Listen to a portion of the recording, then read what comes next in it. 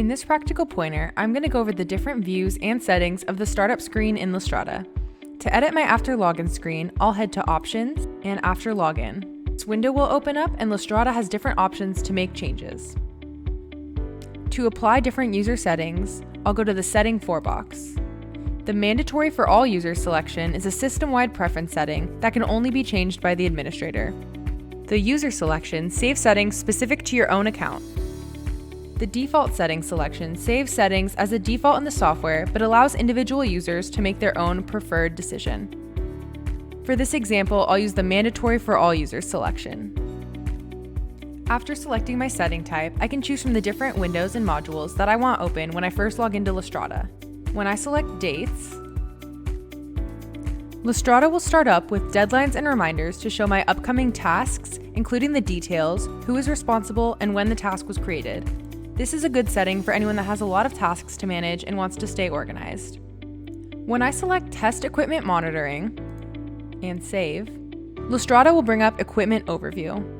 This shows me all my equipment that needs maintenance, calibration, or repair in the monitoring section, gives me the person testing and responsible for the equipment, and shows me any equipment that is past due. When I select the Due Offers checkbox and save, LASTRADA shows the Due Offers window upon start. This is mostly used by project managers who want to view and sign overdue proposals by selecting the offer number and clicking the pencil icon to review and sign the offer.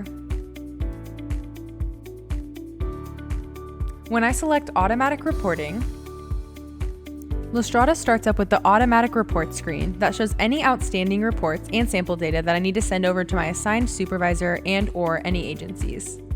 When I select Testing Program Dashboard and save, LASTRADA brings up the Testing Program Dashboard when I open the software.